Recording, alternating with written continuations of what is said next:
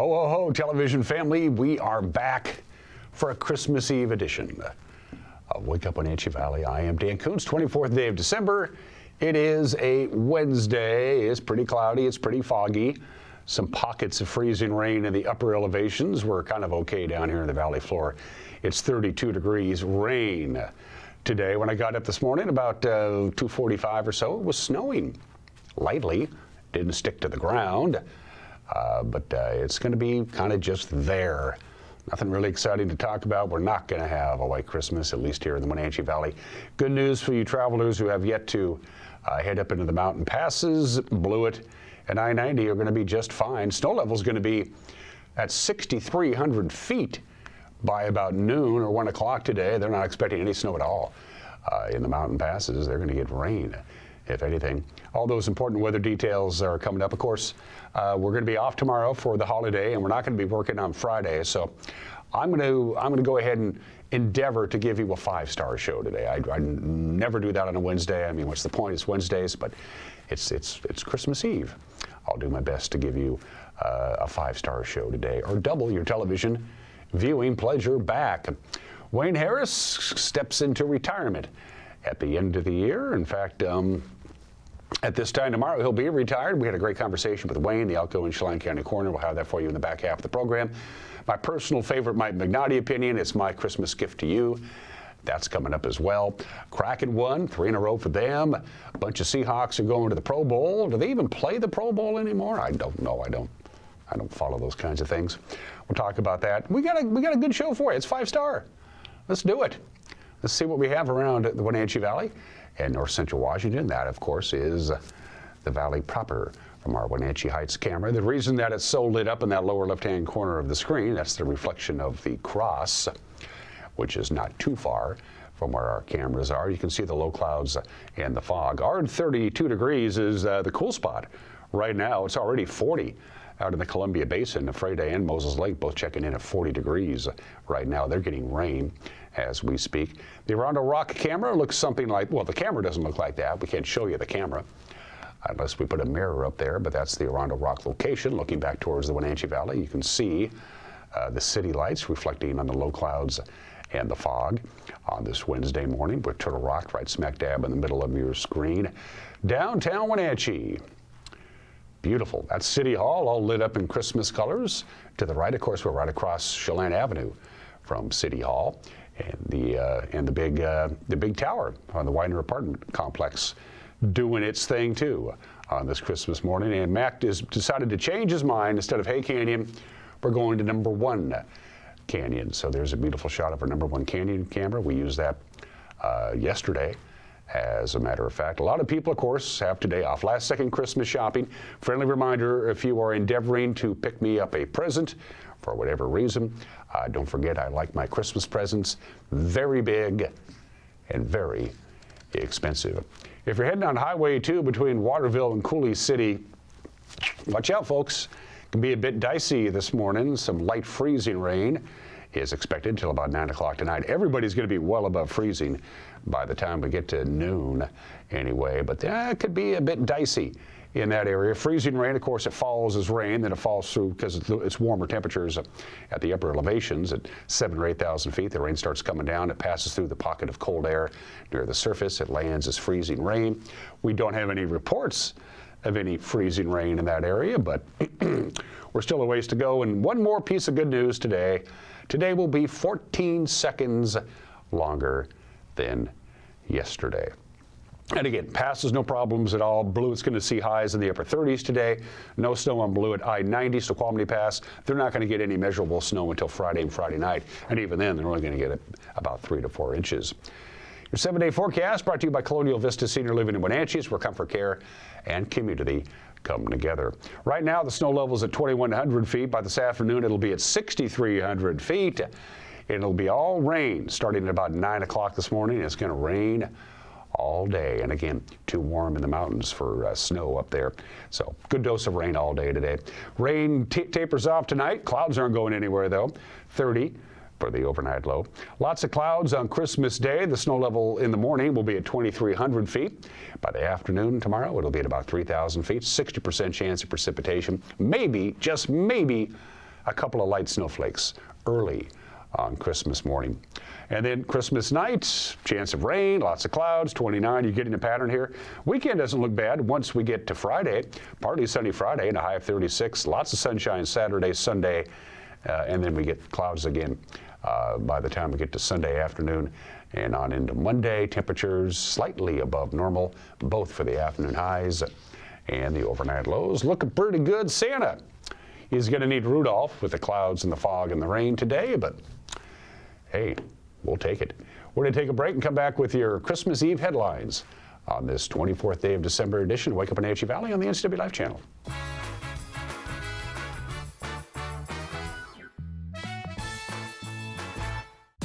Your favorite local channel is now available for free on your smart TV and connected streaming devices. Watch live programming and catch up with the latest shows on demand. See the local stories that matter to you. NCW Life, now on Roku, Fire TV, and Apple TV.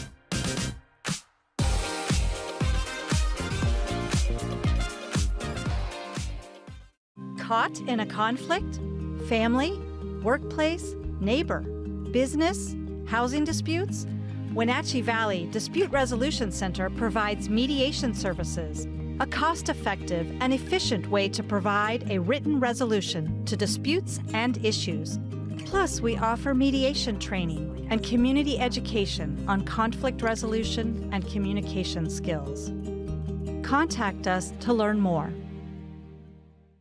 Hi, I'm Amanda Walden with A. Walden Insurance Group. Medicare can be overwhelming, but you don't have to figure it out alone. I've been helping people understand their Medicare options for over a decade.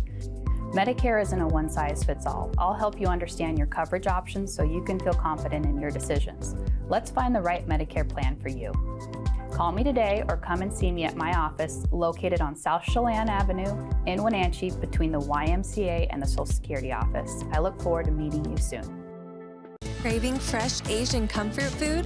Steam Panda is Wenatchee's popular family-friendly Asian restaurant. They focus on providing guests with delicious, healthy, fresh, and natural dishes for an affordable price. Warm up with one of their many popular house-made soup dumplings, ramen noodles, or pho dishes. And make sure to ask about their lunch and chef specials on sushi rolls. Steam Panda's Hawaiian poke bowl and salads are excellent with your favorite boba tea. Stop by or order online at Steam Panda today.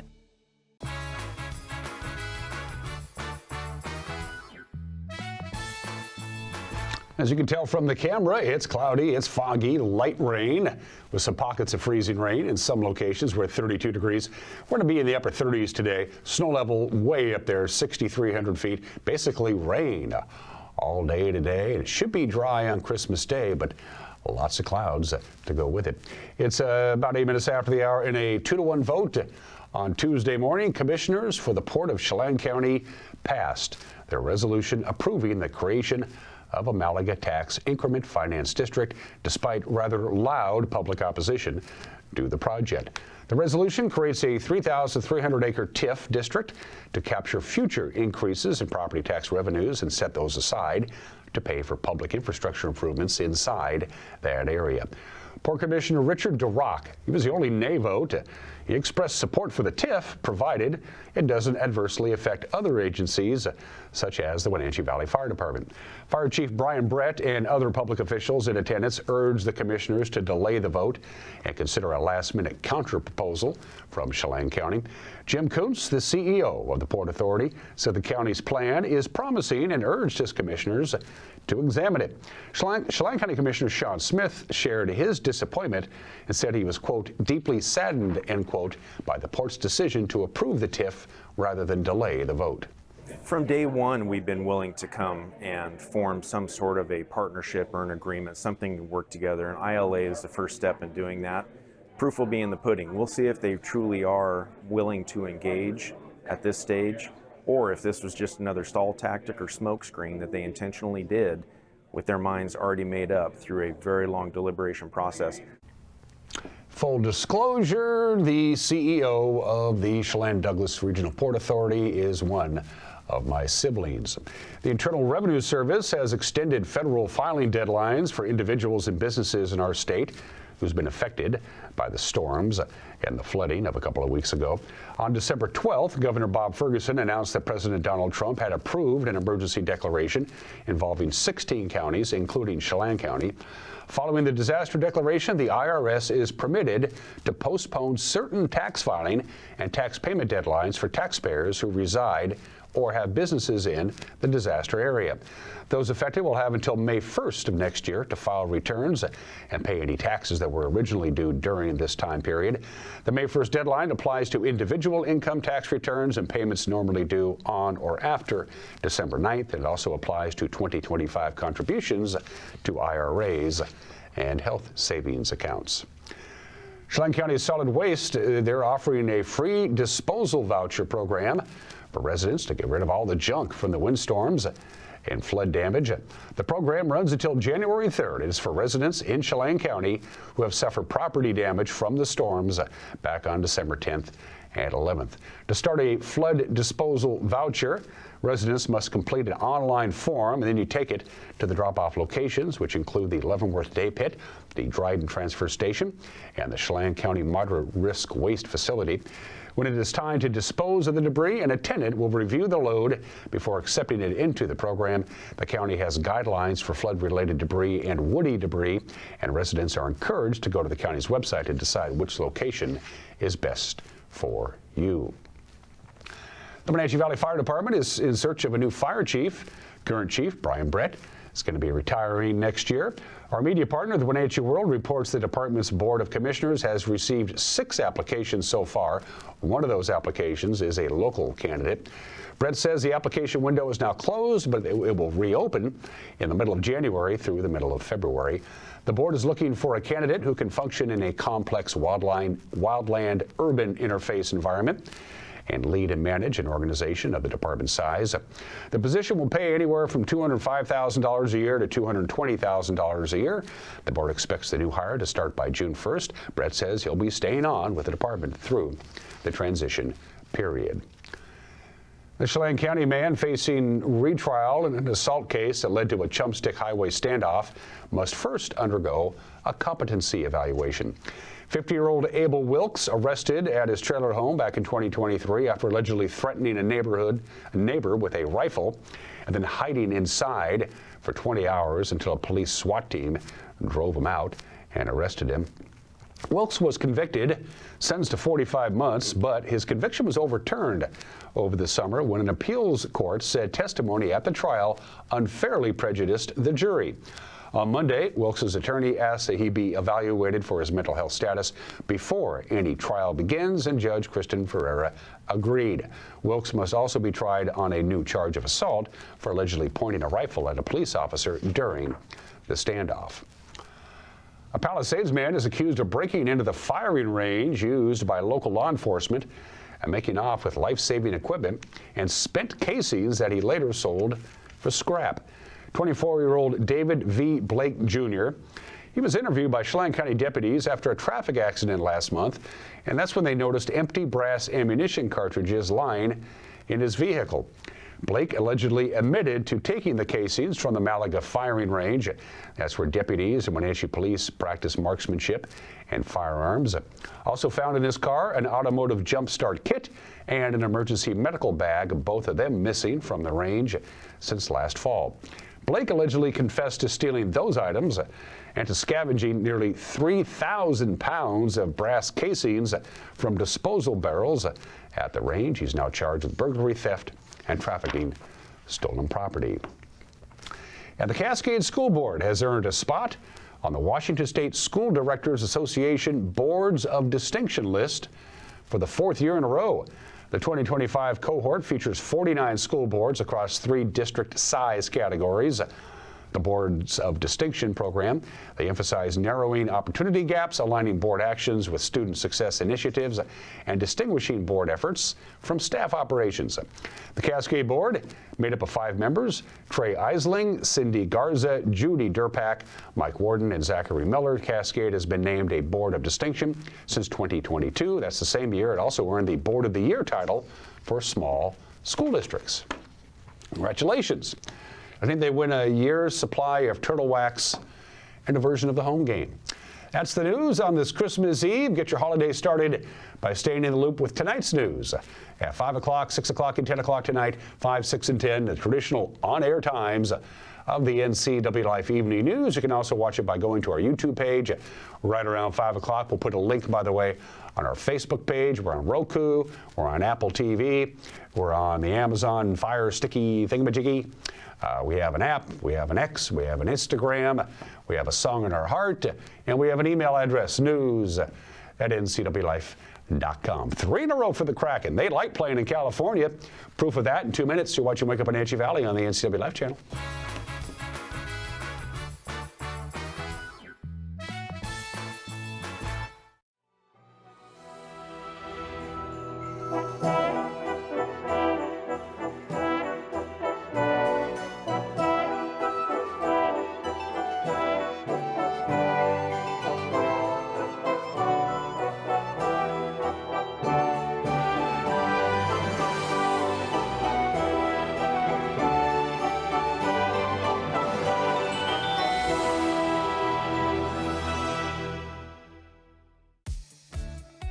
Highlander Golf Course and Grill, your place for fun, food, and friends. Happy hour every day, 2 to 7. Try their brand new menu and famous prime rib every Saturday night. Planning a celebration? Book your holiday party, wedding, or private event, even in their exclusive simulator rooms. Highlander Golf Course and Grill, where every day is a celebration. Visit today. For over 35 years, the Sangster family has been not only representing GMC, but the entire community. As one of the few family-owned dealerships in Washington, you can count on our personal integrity, which has spanned over 3 generations, to ensure your satisfaction. Sangster Motors stands behind everything we sell, from GMC professional-grade products and service from a professional-grade dealership. Remember, caring about your family is what brings you back to ours. The winter prep sports season is here, and NCW Life Channel has you covered. Follow the Cashmere Bulldogs, Eastmont Wildcats, and Wenatchee Panthers right here. Coverage is brought to you in part by our Platinum supporter, Alpine Air Heating and Cooling. Also by Abby's Pizza, Apple Valley Honda, Biosports Physical Therapy, Coastal Farm and Ranch, and Coldwell Banker Cascade Real Estate. Follow the action all winter long on your local TV station, the NCW Life Channel.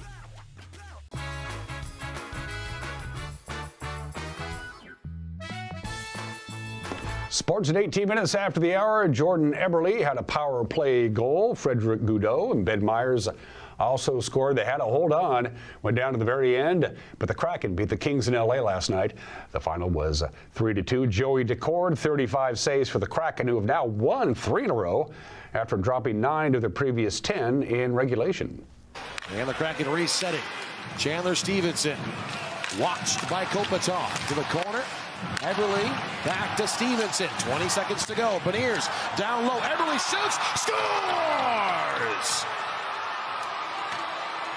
Jordan Eberle on the power play goals in back-to-back games. The Seattle Kraken take a 1-0 lead. Able to win the draw, get into their set. A lot of time and space. The Kings are aggressive on Matty Beniers. You got 3 players watching him. That's Eberle down low all by himself. And look at CC go all the way up top. Put an impact on the game, even when the points aren't there. And that's when you're looking at the development and getting yourself ready and being a National Hockey League player. There's Gaudreau right on off the glove of Copley, and he scores. It's knuckle puck time, apparently in LA. 2-0 Seattle. Well, you take a look as Gaudreau gets pushed out to the outside by Dumoulin. It's deflected and it goes up into the air. That's one right there that Phoenix Copley's going to want back. Opportunity. It's played well by Dumoulin. Stick on stick. A little bit of a surprise there. That one ends up going in. You see the deflection off the glove, down back through the legs of Copley. And the Kraken, you'll take it. Doesn't matter how it ends up into the back of the net. And that blocker down by Copley. Freddie Gaudreau behind the goal. Chandler Stevenson, the Gaudreau sharp angle shot off the outside of the cage. Jamie Alexiak, he'll turn that shot down. Seattle 2-on-1 again. Ben Myers and Gaudreau. Myers to Gaudreau in front, shot, scores! Ben Myers, it deflects off the body of Anderson and in the Seattle Kraken. A second period hat trick. It's a 3-0 lead. Second awkward goal for Copley of this period. Now the Kraken a turnover and the Kings in front. They score. Kevin Fiala. And batted out to the center circle. Frank Clark.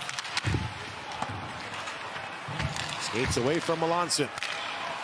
Kings are in. Kuzmenko. Right side. Wraparound try. Scores.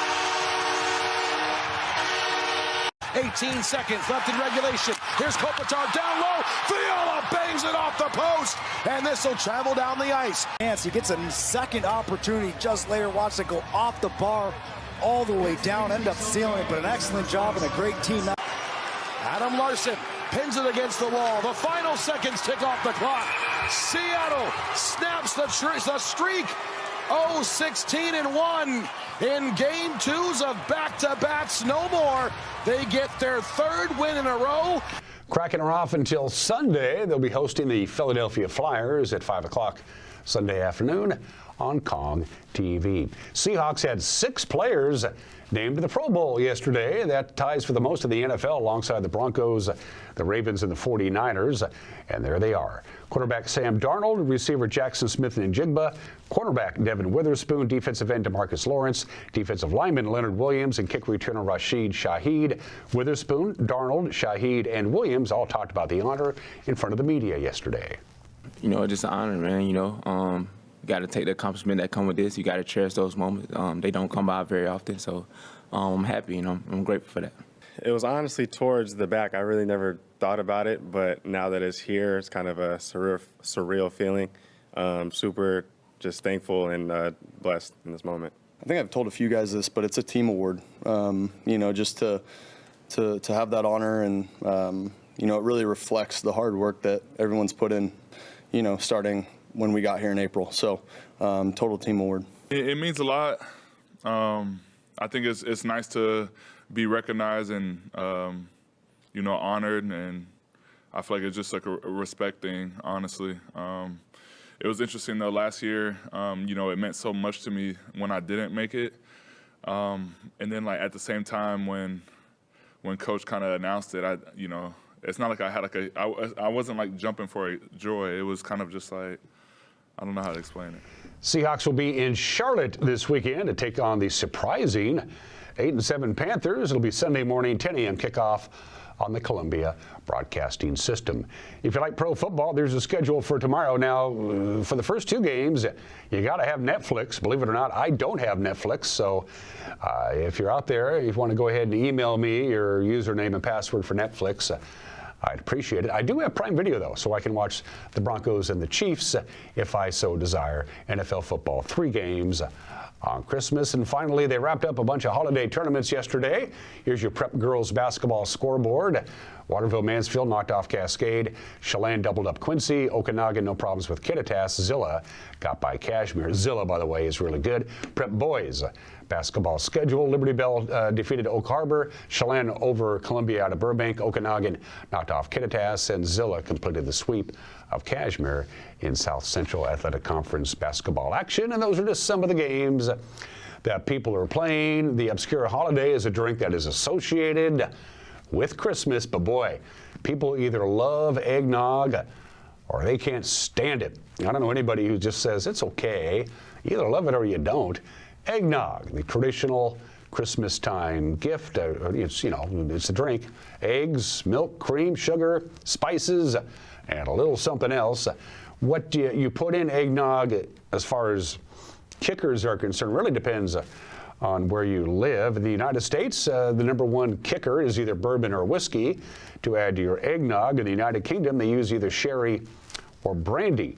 And I like the idea of putting the little cinnamon stick and the candy cane in it as well. So if you're into eggnog, go get them. When I was younger, I kind of enjoyed eggnog because it was the only time of the year you could drink it. It was the only time they had it at the store. But I'm just kind of not really into eggnog much anymore. But you know who was really into eggnog 199 years ago today? A bunch of cadets at West Point. The Eggnog Riot 199 years ago today, Christmas Eve, 1826, a couple of days before Christmas Eve, they snuck in a whole bunch of whiskey into the barracks, the North Barracks at West Point. They snuck it in there, and beginning Christmas Eve, they began to indulge themselves. There were about 260 cadets at West Point at the time. This is in 1826, and they had a party. The party got a little out of control to the point where it actually became a riot. It lasted for about 18 hours. Needless to say, there was an investigation.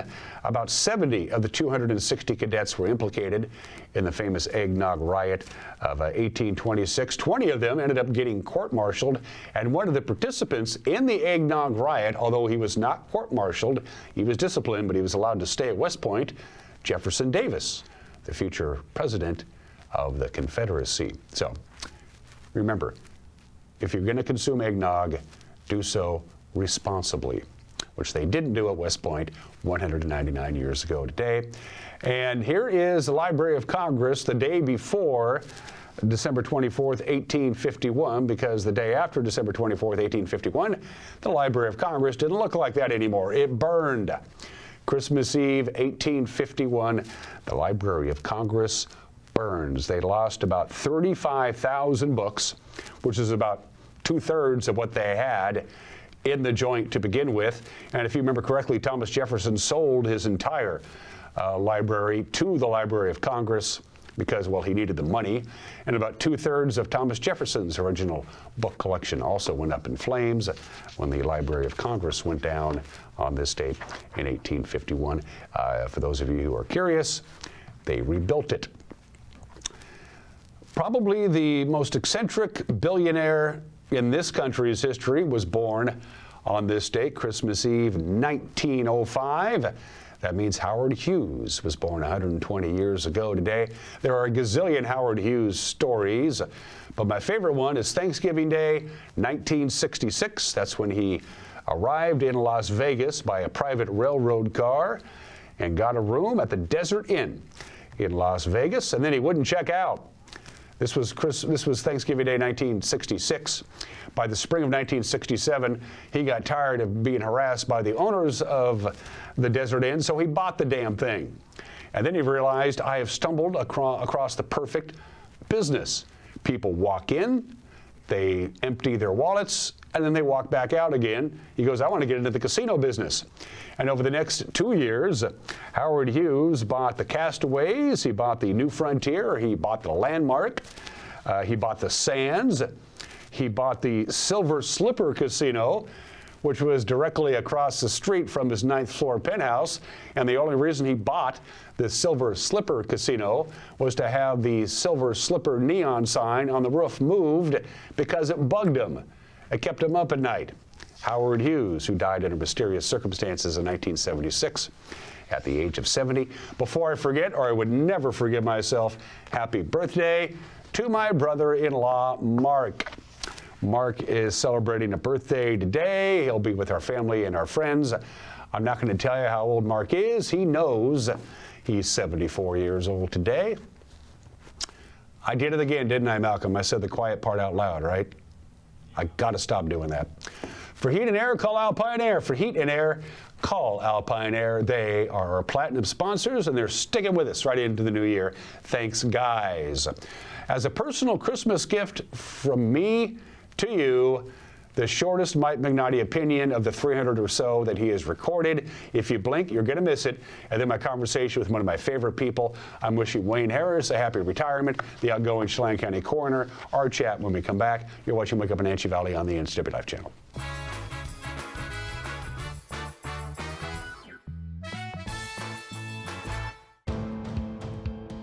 NCW Life channel is your local TV station.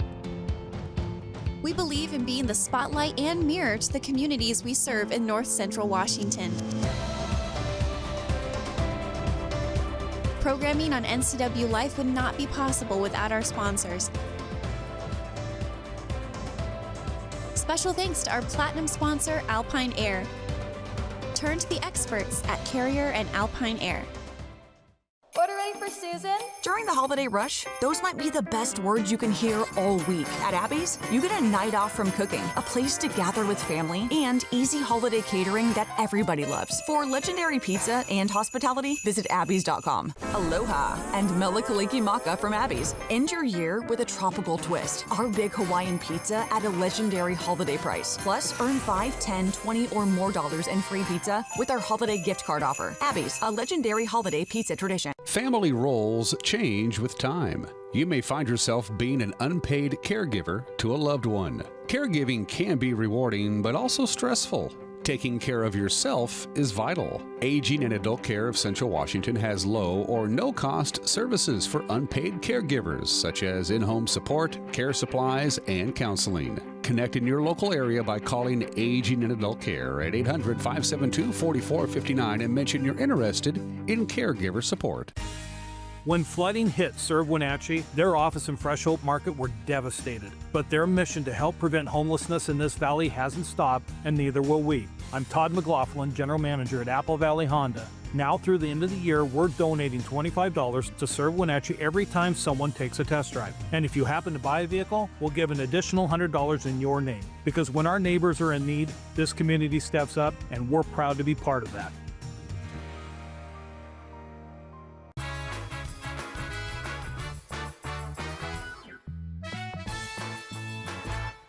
This is Mike Mad Dog Magnotti, and I'm so full of crap, even I can't believe it sometimes.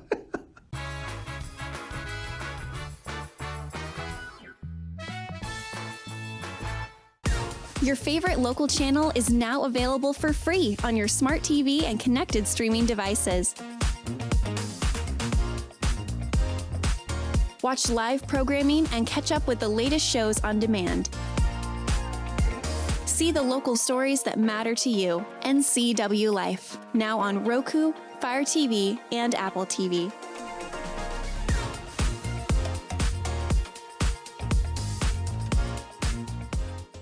You come alive in the dead of winter and start work early on snow days, because snowed in is not an option. The Kubota Snow lineup of compact tractors, RTVs, and versatile attachments are built to move, plow, blow, and thrive in the winter. So when the snow falls, you can rise to meet it. Right now, bring home select Kubota equipment with 0% financing available or save up to $4,300.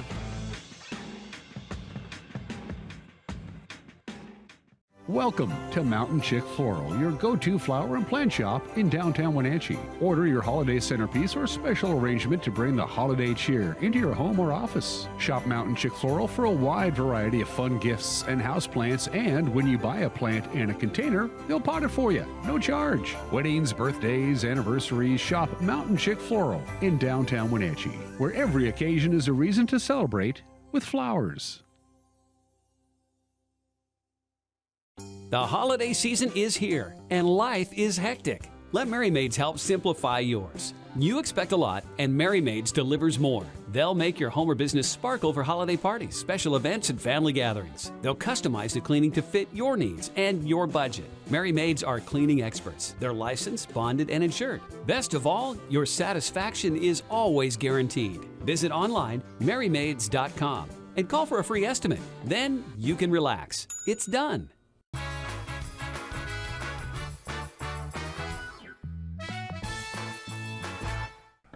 Welcome back to the program. Here is the official piece of paper that makes it official. At the end of this year, Chelan County employee number 1340 will be former Chelan County employee number 1340. And my guest today is Chelan County employee number 1340. You may know him as the coroner of Chelan County, Wayne Harris, heading to retirement. Good to see you, my friend. Thank you. Appreciate you having me. Yeah, it's good. This is the actual piece of paper.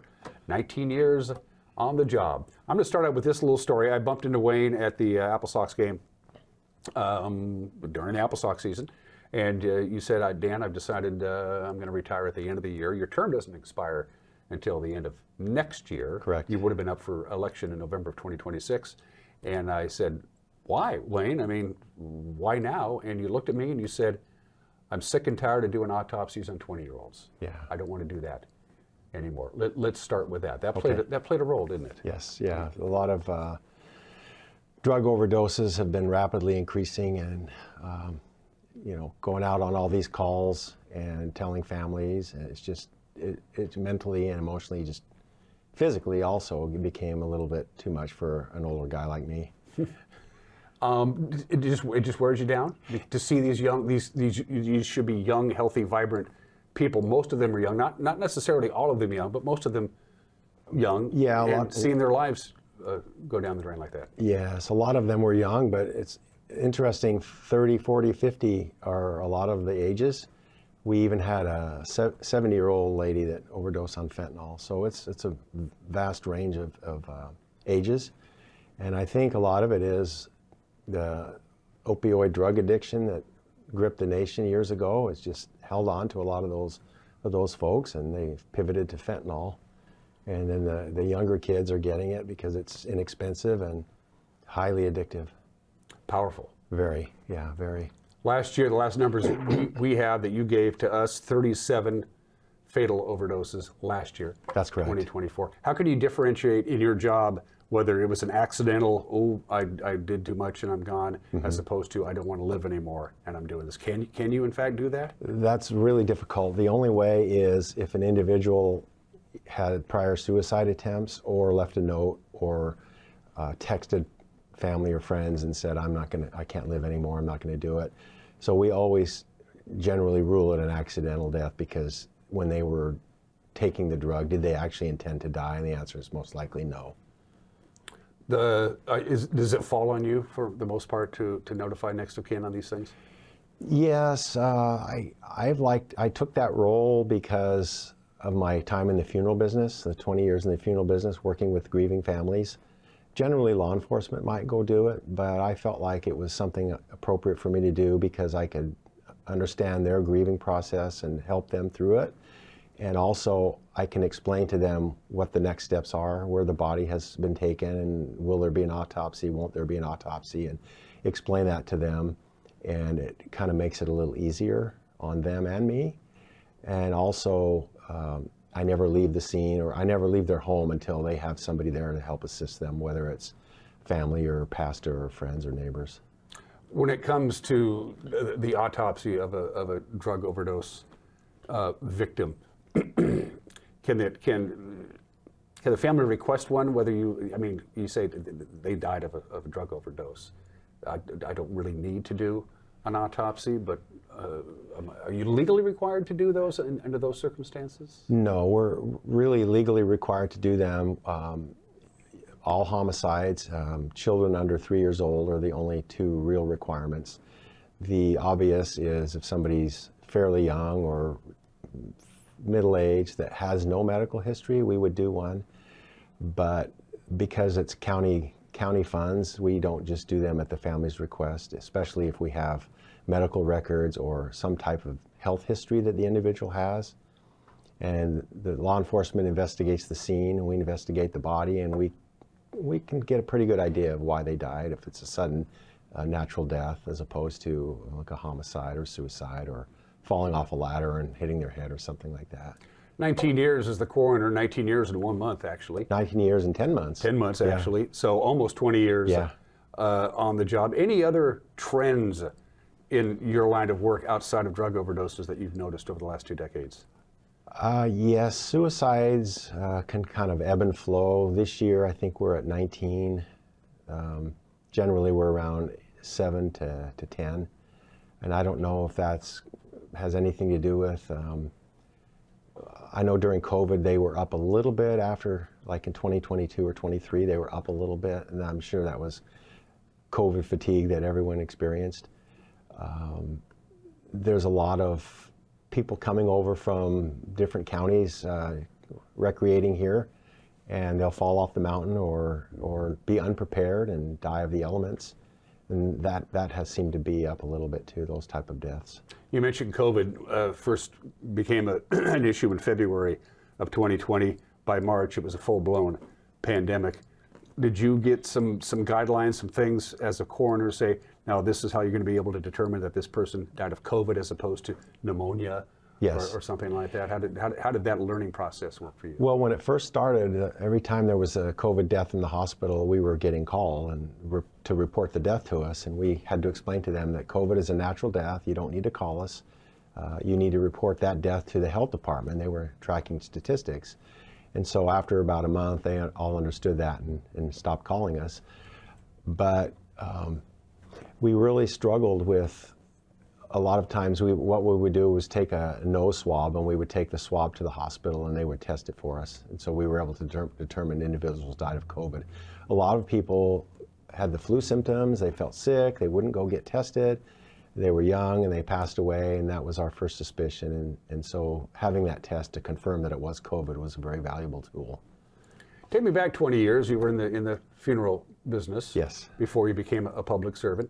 Your predecessor, Dr. Fino, took a job, moved away, would do some occasional work here in Chelan County, but the job was open. Talk about the decision-making process to say, I think I want to become the Chelan County coroner. I think I'd be good at it. What made you make that decision 20 years ago? Well, I was deputy coroner for her for about 2 years. I would do one weekend a month call, just so they could get her and her chief deputy coroner could get some rest. And so I kind of had my foot in the door and knew what it was like. In the funeral business, I worked with a lot of coroners and medical examiners, so I knew the system. And when she told me she was resigning and that there would be the opening, I kind of thought long and hard about it.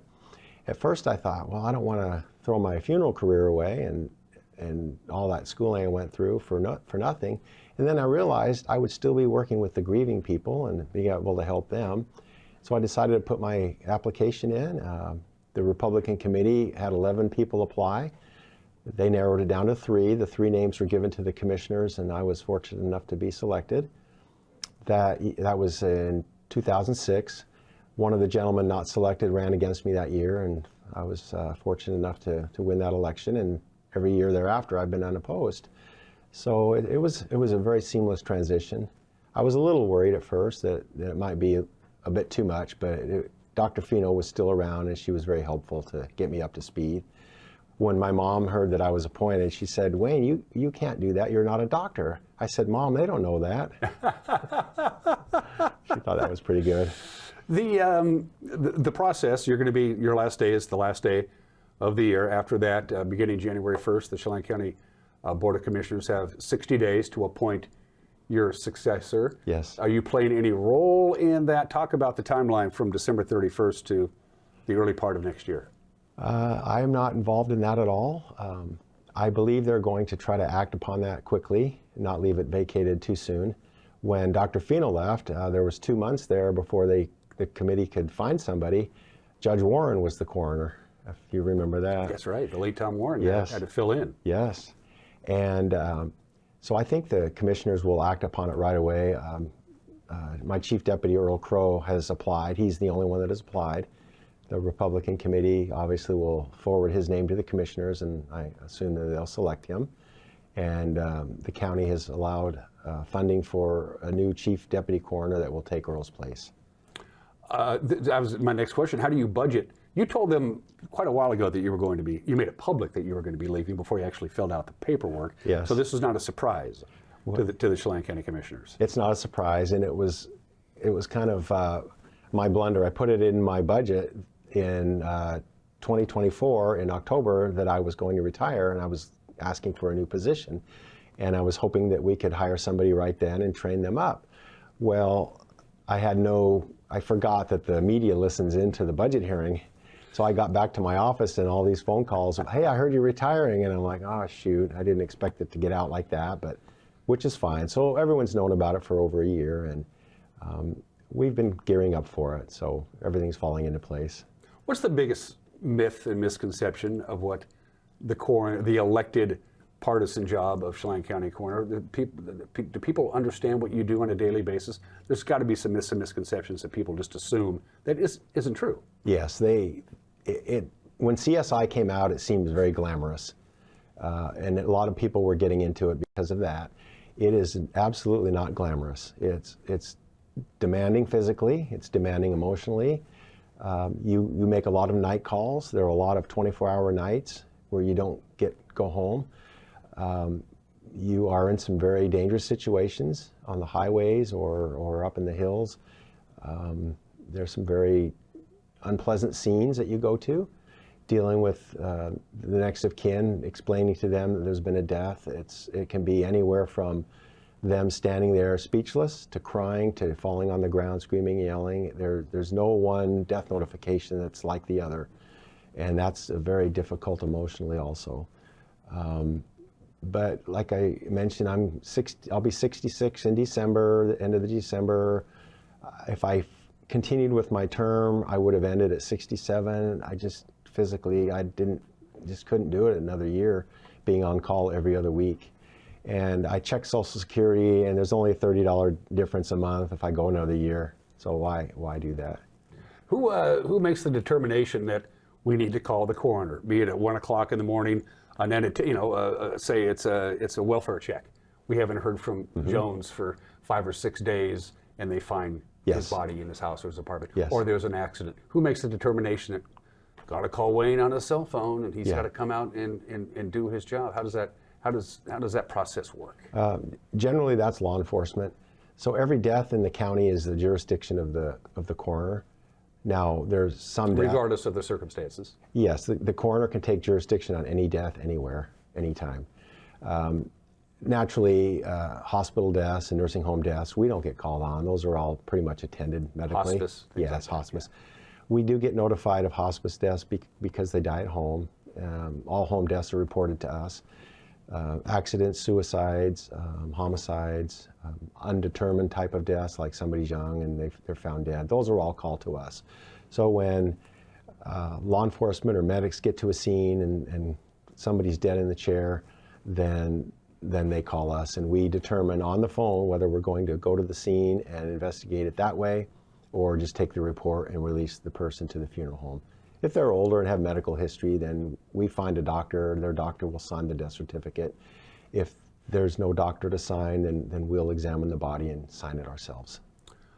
Talk about the first day of June of this year, that Monday. The call comes, the Decker girls are missing, their father is on, we don't know what happened to the father. They find the bodies a couple of days later. Talk about what that week or 2 weeks initially among the investigation on something that simply does not happen. Homicides are rare, extraordinarily rare in Chelan County. Triple homicides are unheard of. Triple homicides involving 3 young, vibrant girls is beyond mind-blowing. Talk about that time period for you personally, Wayne. Well, when we heard they were missing, I had this really bad feeling in my stomach. I've been around long enough to know that sometimes fathers have issues and might want to strike back at the former spouse, and so that was a bad feeling. And then when they found the girls, I personally didn't go to the scene. My coworker was on, but I ended up in the office handling the media. The national media was relentless. They all wanted information, and we didn't have it to give at the time, so that took a lot of effort. And just the whole pall over the office, or the dark pall hanging over the office, and the county for that matter, was just really palpable. It was, like you said, unfathomable that could happen in our little valley. And in my 40 years, I've never been involved in any type of deaths like that, where their three young, beautiful daughters were killed. I thought all of those in law enforcement, your line of work, Chelan County Sheriff's Department, Wenatchee Police Department, the initial investigating unit, State Patrol participated. I thought the professionalism in the investigation was handled with aplomb. I thought everybody did a tremendous job considering the circumstances. Absolutely, yeah.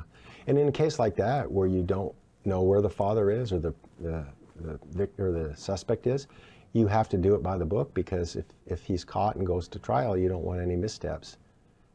And then in September, you got another call. We did. Clothing, skeleton, personal items. Talk about that. Yeah, so the clothing they found, and they were basing the clothing off of the fact that that's what he was wearing, and so they kind of put out that was him. But in our office, we can't use circumstantial evidence. We need science. So we need visual, we need dental, we need DNA. So we were backtracking, trying to say, just because his clothes doesn't mean it was him. There were probably 5 spots where some skeletal remains were recovered They were several hundred yards apart. Most likely an animal had moved him around, moved the body around. So we only found a couple arm bones, a foot bone, or not we, but they only found arm bones, a foot bone, a leg, a finger, and some vertebrae. There were probably about 12 bones found in total. So the torso was not found and the cranium was not found. The bones that were found were DNA'd and they positively matched Travis Decker. And they also determined that there was no way a human being could have physically walked or hiked to that location. It was just inaccessible, really. There were no trails or anything like that to that respect. That I'm not sure on, but I believe that the forensic psychologist thought maybe he went up there and he could have a clear view of the scene. And he might have watched for a little while. The big question I kept getting in some of the interviews was, how did he die? And I said, we don't know. We don't have enough skeletal remains to determine that. Now, if his cranium is found at some point and there's a bullet hole in it, or it's cracked, it looks like he fell or jumped, then we might be able to say. So he could have died from the elements, he could have died from drug overdose, he could have fallen. And we probably will never really know. I don't think we'll ever know. Yeah, there's just so many ways he could have perished. All in all, just a tough way for your last year to end, really, in that respect. You're retiring at the end of the year. What are you going to do next, by the way? What's next for Wayne? Well, I golfed once last year. I golfed once the year before. That's not enough. Not enough. So hopefully I'll be able to get back on the golf course. Hope to take more motorcycle vacations. I will enjoy the grandkids more. And I keep thinking I will take a part-time job, but I don't know what yet. And I'm not going to make that decision for a few months to see how my life You're going to goes. miss out on the new facility. I will. They're building you a new facility out there in Old Station, badly needed. Yes. Where your offices are now are cramped. Doesn't work for you for the growing needs of Chelan County. You're going to miss out on the new digs out there in Old Station. I am, but I'm glad it's finally happening. In your line of work, I know this sounds like a bizarre question, what's a good day for Wayne Harris at the end of the day, the end of a shift? You're not on call. What's a good day for you? A good day is to get reports done and not get any calls. And is that more good days than bad, I hope? Yeah, there are more good days than bad. Typically we'll get a call, even if it's a hospice call, hospice death. We'll get those about every day. Do you just assume when your cell phone rings at 1:30 in the morning on a Tuesday that it's not good news? You just brace yourself for it? Yeah, it shows up Rivercom. And I'm like, oh, this isn't good. Yeah. Why is your job partisan? I've known Dave in the treasurer's office for years, just next door to you, and Skip Moore and these guys, great public servants. Yes. Their jobs are by definition partisan. Elections. Why is the coroner a partisan job? It's probably the least partisan county job you can have. Right. Well, I asked that same question to the Republican committee. Freddie Simpson, remember Freddie? Sure. We miss Freddie. Yes.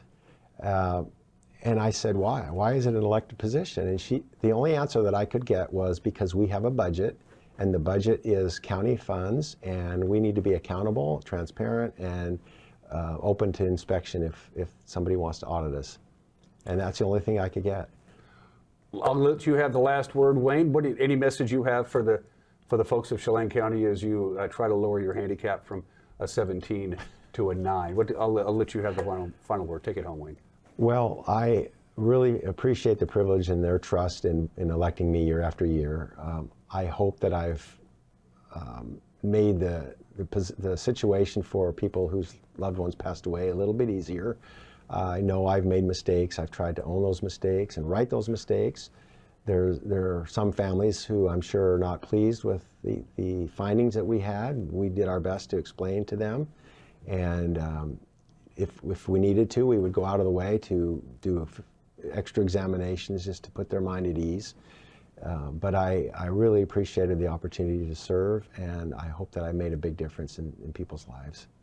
Happy retirement, my friend. I'll see you around. Oh, yeah. And I got to tell you, from a personal standpoint, Wayne is a wonderful guy, great sense of humor. I wouldn't associate, if I just met you off the street, the last job I would ever thought that Wayne E. Harris was a coroner. I would never have thought that for a million years. Well, when you're in the funeral business, and I assume in the coroner, you have to have a sense of humor or else you'll go crazy. Yeah. Dr. Rapay had a good sense of humor. He was funny. You have to have it. It's a stress reliever. Wayne Harris, happy retirement, my friend. Thank you. I will see you on the first tee. Great. All right. Thank you for having me. Anytime. Yeah, appreciate it. You're watching Wake Up Wenatchee Valley. We'll be right back.